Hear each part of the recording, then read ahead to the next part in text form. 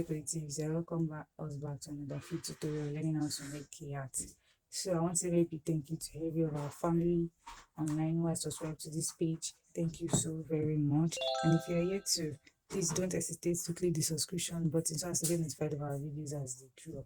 So very quickly, without wasting much time, today I'll be teaching us how to make a fascinator or a hatscinator now, using a ready-made art base. So without wasting much time, let's get quickly into the class. So what are the materials I'll be making use of? Like I said, the ready-made art base. So I didn't mold this. I got this from a hat shop. So your art base, I'll be making use of crinoline, feathers, flowers, Alice band, UH gum, and my sewing material as usual. So what's the first step? Already these ones are ready.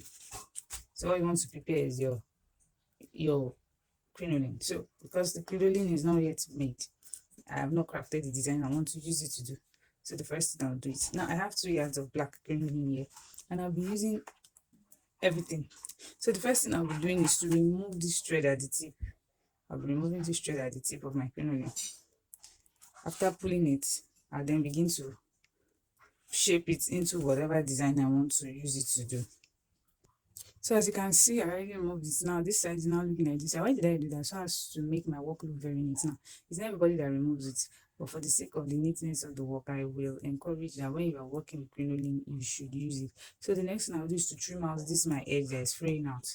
Please, it's very important that as you work in millinery, you should ensure your processes are very neat. So the next thing I'll do is I want to form loops and rows and a bow with this particular crinoline. Like I said, I have 2 yards, which is 36 inches in 2 places, which will give me 72. So I'll be using the whole of the 72 length of my crinoline. So I want to form a loop and a bow. So for beginners, you can decide to first of all make your loop and then you attach it to your bow. But if you know that you're not a beginner, you can work the way I want to work this morning. So what would I do? Now, this is a big crinoline. It's 7 inches in length. And the loop I want the loop to probably be around 1.5 to 1 inch. So I'll do this. I'll fold my crinoline into 2 this way, and then I'll fold it again. Let me show us what I did. My crinoline is open. I'll bring a little part inside. I'll fold another part inside. Then I'll now close it again. Why am I doing this? Because this particular design also gives crinoline its own beauty. By the time I fold it up, you would see the reason why I decided to fold it like that. Can you see the effect it's giving me? This 2 layering effect, that is what I want to achieve with it.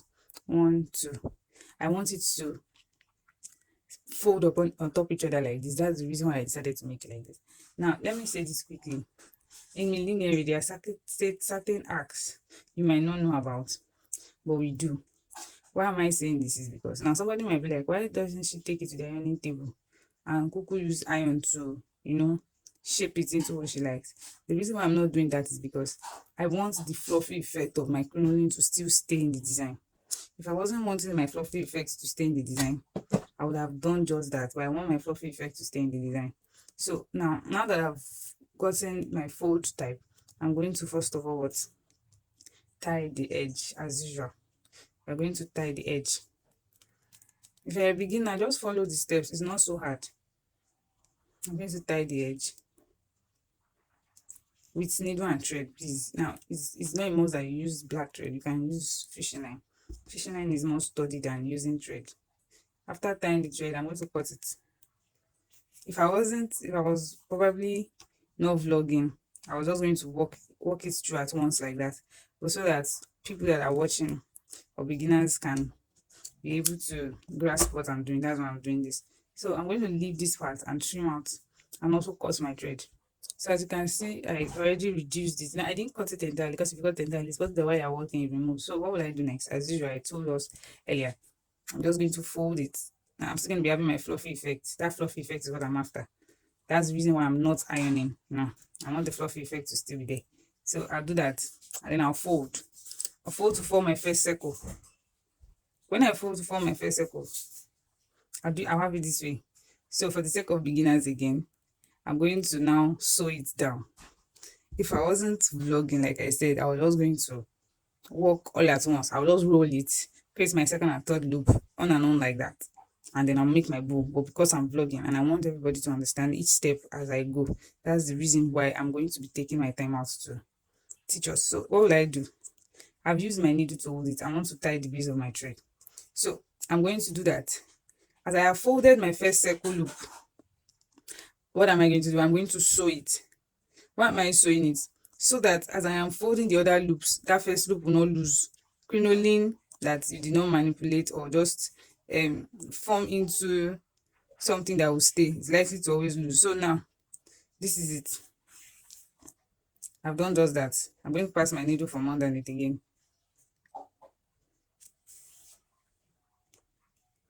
So it's not hard. Just form your first circle loop. Like I said, the reason why I did not iron. Somebody is going to be like, do they iron cleanly? Yes, they do. There are sometimes you want to get a certain design and you just have to use your iron to work it out. So I'm going to use my needle and thread. After ensuring a firm hold of the first loop to my remaining crinoline, I'll form my second loop and then on to my third loop, on and on and on like that. So when you sew, ensure to tie again. Tie. So right now I'm tying as I've passed my thread and needle through. I'm tying. This way, when you tie, you will notice that your loop will not lose. See, now I can leave it. Can you see? The effect I want, that first and second layer is already there. The next thing I'll do is to form my second loop or my second circle. Again, I'll fold into the middle and I'll bring it out again this way. Can you see? But the first one is going to be bigger than the second one. So just follow me.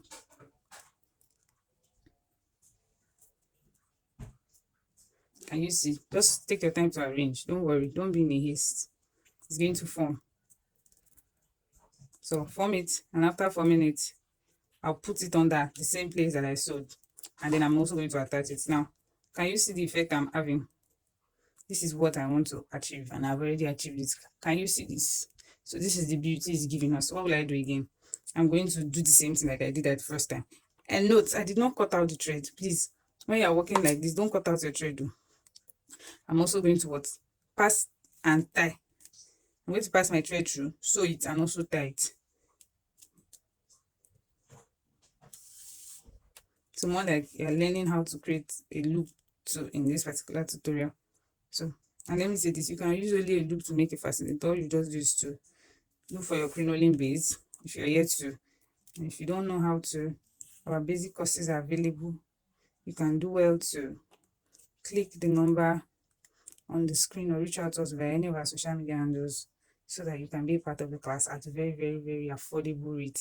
Trust me, our classes are value packed. So this is it. I've found my second loop. Can you see? The reason why I did not iron again is because I want this balloon-like fluffy effect. So I'll go on to create my third loop, and when it's time to create my bow, I'll show us what to do. Right now, I've created my third circle loop. So now I'm going to be going on ahead to create the bow part. What will I do? The same way I folded it. So I'm going to be also folding and just creating a bow. So here's how I'll fold it. And then I'm going to create my first bow. So this is a bow. Just put it on there. I'm going to hold it down as usual.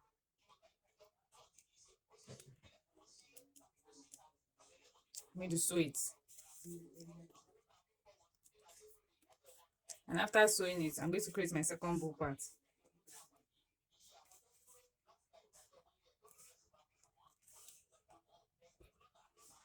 I'm going to tie.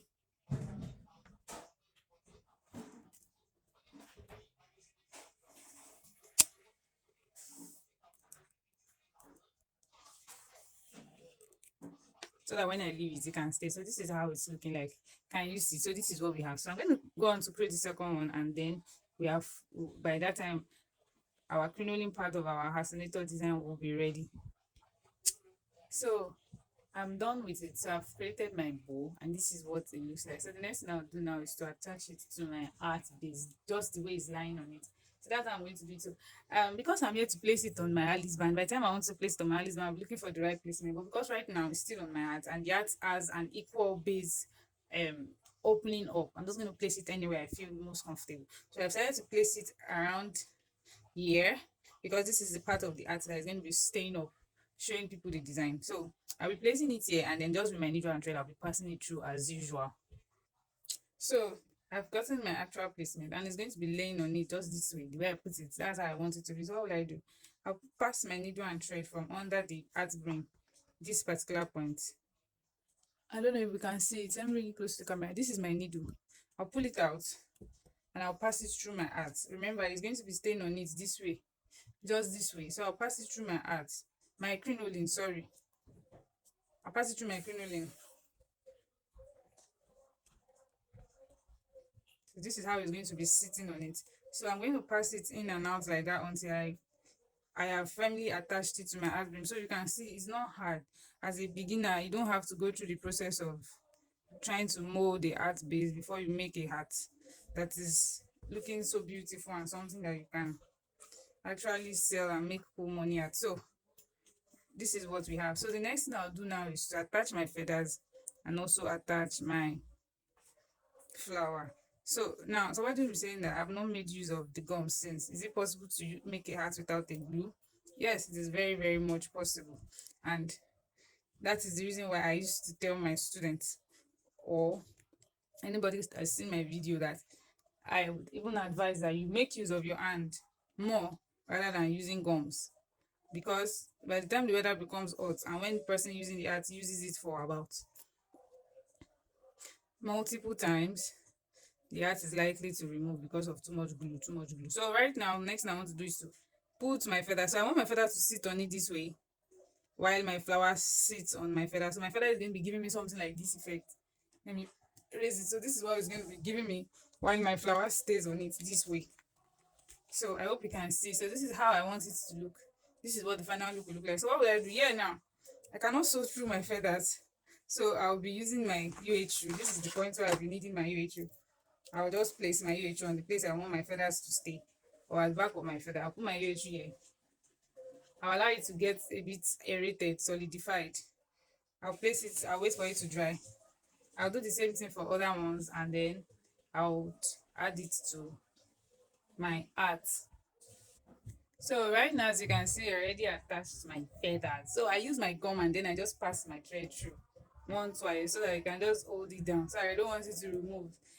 Now the next thing to do is to cover our secrets. Like I call this millinery secrets with our flower. All I'll just do is to attach my glue here and I'll just use it to cover it.